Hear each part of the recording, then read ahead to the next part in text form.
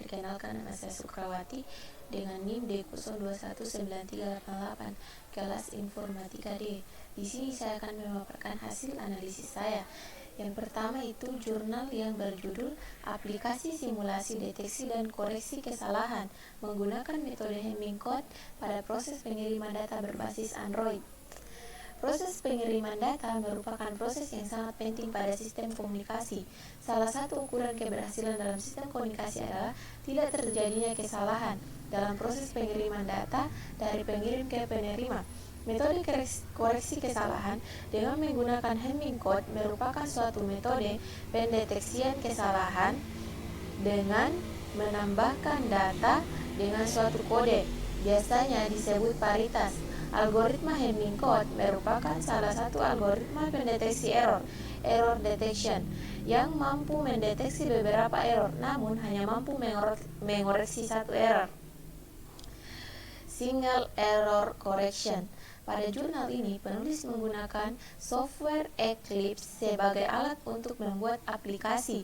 Dengan aplikasi ini digunakan untuk aplikasi berbasis Android.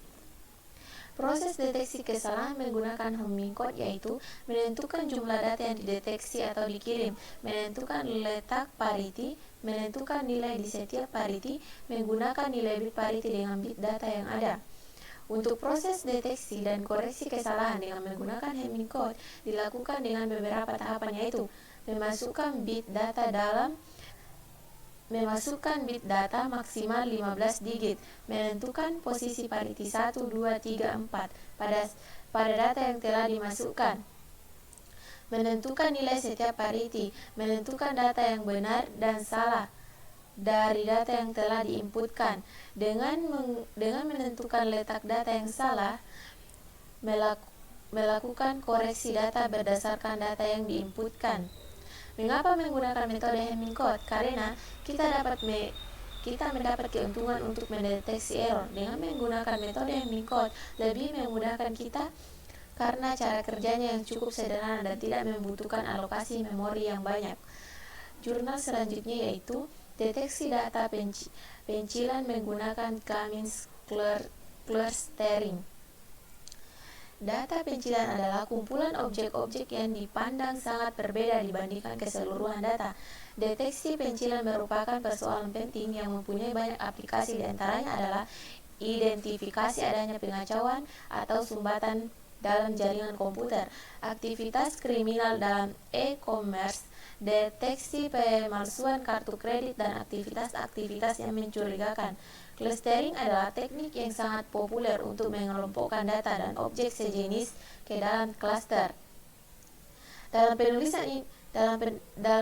tulisan ini ditunjukkan bagaimana metode clustering K-means digunakan untuk mendeteksi data pencilan, yaitu dengan cara mengumpulkan data dikelompokkan ke dalam clustering menggunakan metode K-means dengan jumlah cluster merupakan parameter, dan cluster data pencilan adalah kelompok dengan ukuran cluster terkecil. Adapun algoritma yang digunakan dalam mengelompokkan data menjadi cluster adalah langkah pertama yaitu tentukan langkah cluster. Langkah kedua, alokasikan data ke dalam cluster secara random. Ketiga itu cetroid atau rata-rata data yang ada masing-masing cluster. Alokasi masing-masing cluster atau rata-rata terdekat. Kembali ke langkah ketiga, apabila masih ada data yang berpindah cluster ataupun apabila nilai cetroid ada yang di atas nilai ambang, ditentukan apabila perubahan nilai pada fungsi objektif digunakan di atas nilai ambang yang ditentukan. Dengan menggunakan metode ini dapat memudahkan untuk mengimplementasikan dan menjalankan, dan waktu yang dibutuhkan untuk menjalankan ini relatif cepat dan mudah diadaptasi. Selanjutnya, jurnal analisis pembelajaran deteksi dan koreksi kesalahan bit pada komunikasi data dengan pendekatan model problem based learning.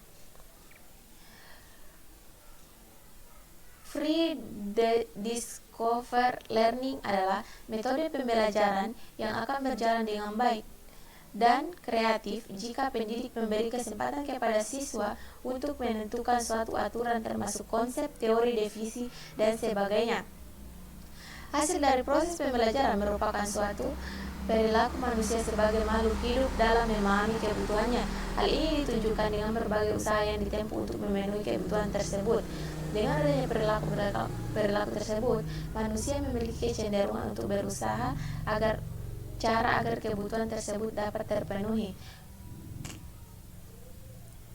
Pembahasan analisis sistem pembelajaran, analisis konteks. Yang pertama itu analisis konten, kedua analisis pembelajaran mahasiswa, observasi terhadap kelompok kuliah, yang ketiga analisis pendukung.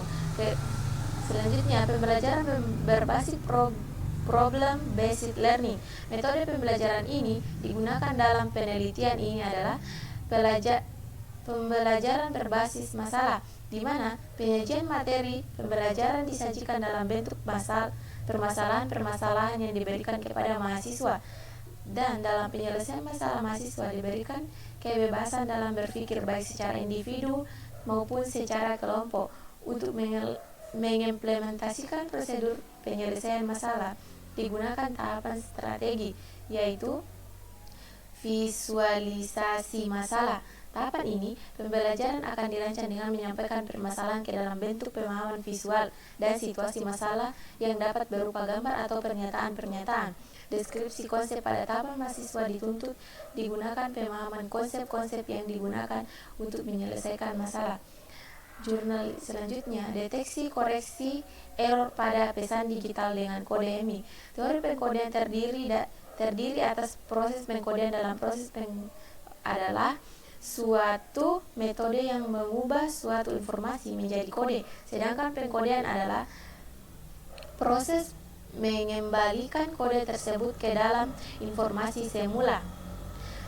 Kode Hamming bekerja dengan memberikan kode biner tambahan pada data berfungsi sebagai bit-bit pendeteksi kesalahan. Bit-bit ini akan memberikan gambaran mengenai kondisi data sesungguhnya, sehingga kesalahan error yang terjadi dapat dideteksi